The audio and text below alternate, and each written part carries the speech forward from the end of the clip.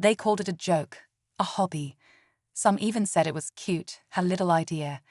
In a crowded cafe corner with second-hand furniture and a flickering Wi-Fi signal, she built her dream with nothing more than a beat-up laptop, a sketchbook full of scribbles, and a heart full of stubborn hope. While others her age chased stable jobs and shiny titles, she poured every sleepless night and saved dollar into something no one else could see. A tiny startup that no one believed in. No one except her. At investor meetings, they smiled politely, then ghosted. Friends offered encouragement, but it always came with a warning. Don't get your hopes up. Even her own family gently pushed her to be realistic. The tech world is brutal, especially for a solo founder with no big name, no backing, and no blueprint. And yet, she kept going. She pitched, she failed, she pivoted, over and over again. What they didn't see was the one conversation that changed everything. A chance encounter with a quiet billionaire. A moment where her idea, once dismissed as too small to matter, became the centerpiece of a much bigger vision. Overnight, her inbox exploded. The same people who once laughed now scrambled for a seat at her table. And then it happened, the deal. The one that would silence the critics and rewrite everything they thought they knew about her. A $2 billion agreement that made headlines and history. But the story didn't start there, and it definitely doesn't end there. Because before the fame, before the deal, and before the money, came the betrayal that almost ended it all. So how did she go from ignored to unstoppable? And who tried to take it all away when she was finally winning? Let's rewind to the beginning. It started 3 years earlier, in a tiny one-bedroom apartment she could barely afford. Her name was Mira, and she had no safety net, just a wild idea for a platform that could change the way small creators sold digital content. No investors, no team. Just her vision, and a growing frustration with how the big players controlled everything. She didn't want to build another clone of an existing app. She wanted to disrupt the entire system, and that's exactly what made people nervous. At first, no one returned her emails. The few who did offered vague advice or asked her to circle back when you're more established. Still, Mira refused to quit. She taught herself to code at night, reaching out to freelancers she could barely afford by day. Her first prototype was messy, buggy, slow, and far from perfect. But it worked, kind of, and that was enough to get one small, scrappy content creator to sign up. Then another, and another. But just as things started to pick up, the trouble began. Someone inside her tiny network of connections started leaking pieces of her idea. Features she hadn't even launched were suddenly appearing in a rival app. Code she wrote by hand looked eerily familiar in another startup's update. At first, she thought it was a coincidence. Then came the messages, anonymous tips, subtle threats, and one disturbing voice note that simply said, "You're not ready for this game." Mira was no stranger to pressure, but this felt different, more personal, more calculated. Someone wasn't just trying to compete, they were trying to shut her down before she got off the ground. So who was it? And how did her biggest supporter turn into the one person who nearly destroyed everything? You're about to find out. The deeper Mira dug, the more things stopped adding up. She had always trusted her small team, just 3 people, including her college friend, Ria, who had been with her since day one. Ria helped Mira with early design mock-ups, investor pitches, even late-night debugging sessions. She had been the one person who never doubted the vision, or so Mira thought. After the strange messages and leaks, Mira started checking everything twice. Old emails, shared drives, version histories, and there it was, lock-in activity from unknown devices, edits made in the middle of the night when she wasn't even online. Her heart sank. It wasn't just a competitor watching from the sidelines. Someone close was feeding them from the inside. But the twist?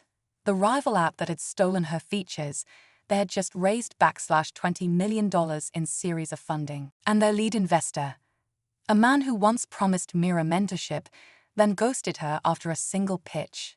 It all suddenly felt connected. Too connected. Meanwhile, Mira's platform was growing quietly in the background. More indie creators were signing up. Some were even messaging her directly, saying they'd left other platforms because hers felt more fair, more human. That was the exact word they used. Human. It was the validation she needed, but also the fuel that made her enemies more aggressive. There was no denying it anymore. Someone was watching every move she made, anticipating her next step before she took it.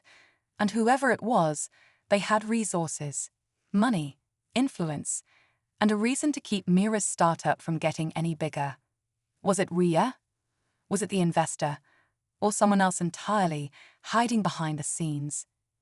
Mira had no choice now. She had to fight back. But first, she needed to uncover the truth, and fast. Mira stopped sleeping.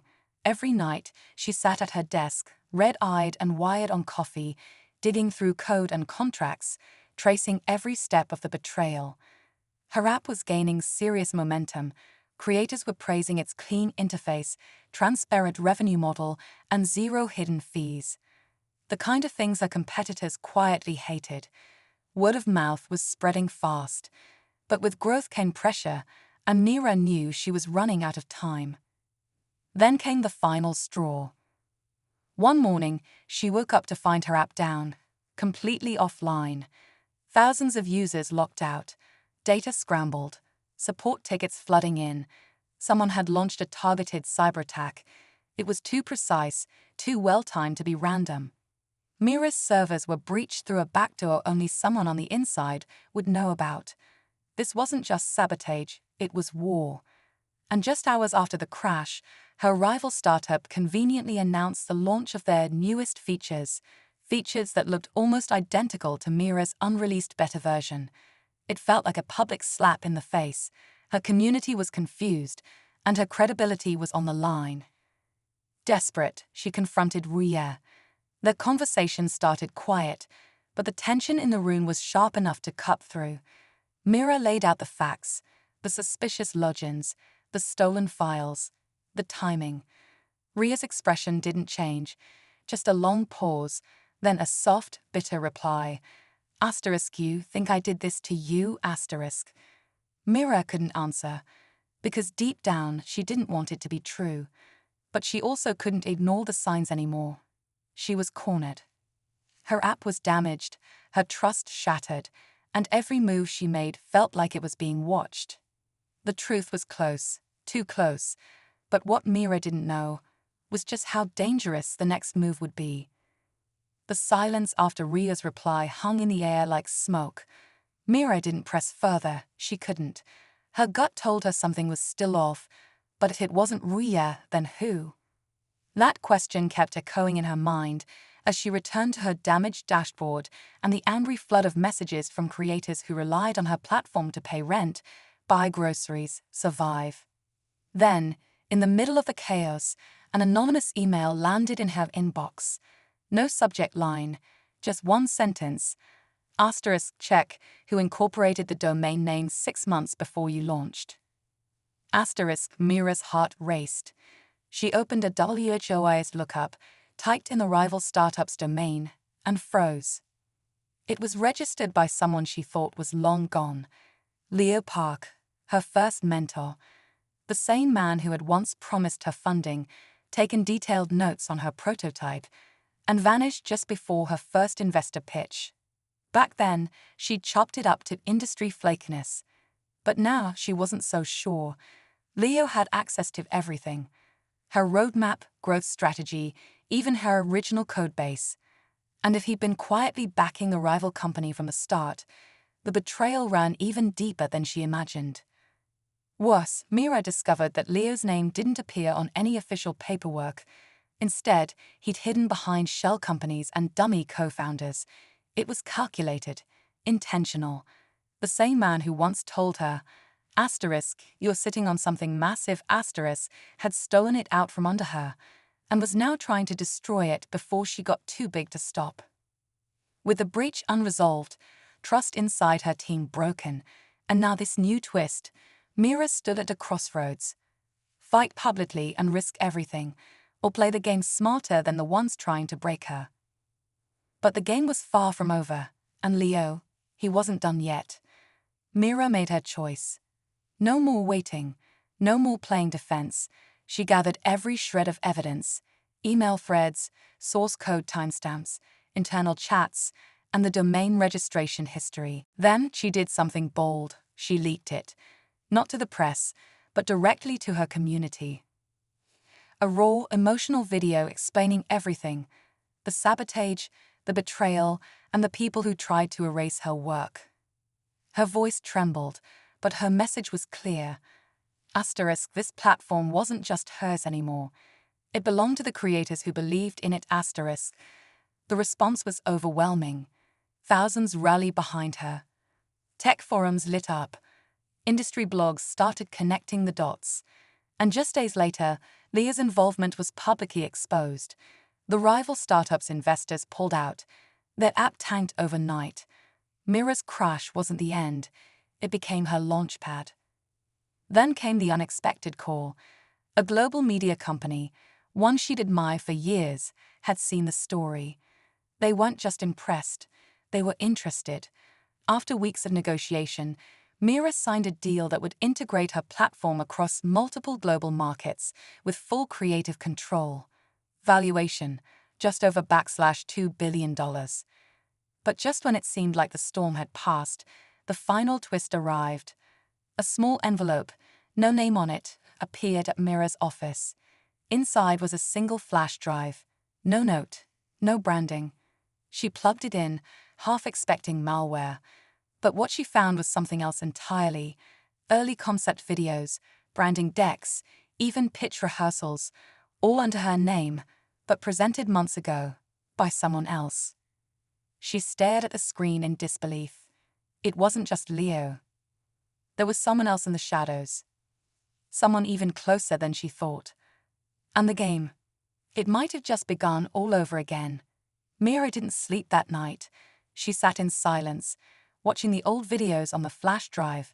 Her ideas, her voice, her vision, delivered by someone else. It was like watching a ghost steal her life in slow motion. But as the final clip played, it became clear. The person behind it wasn't Leo. It was someone who had been helping her build from the start. A developer she trusted. Someone who had access to everything, yet never stood in the spotlight. Quiet, efficient, invisible in the chaos. She didn't confront them. She didn't need to. The flash drive said it all. They wanted her to know. Maybe guilt got the better of them. Or maybe, in the end, they realized what they'd done couldn't be undone, but it could be exposed. Mira backed up the drive, locked it away, and made a choice. She wouldn't chase revenge. The battle had already been won. Her platform was thriving, the community stronger than ever. Creators were getting paid fairly.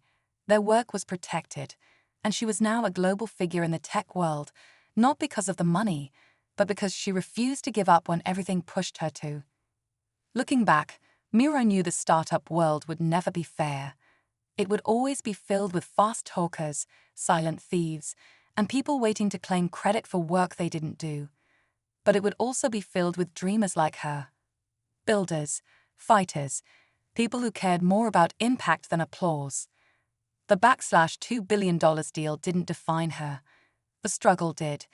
And through it all, she learned the most valuable lesson of all: your greatest threat doesn't always come from the outside. Sometimes it grows quietly beside you. And yet, you rise anyway.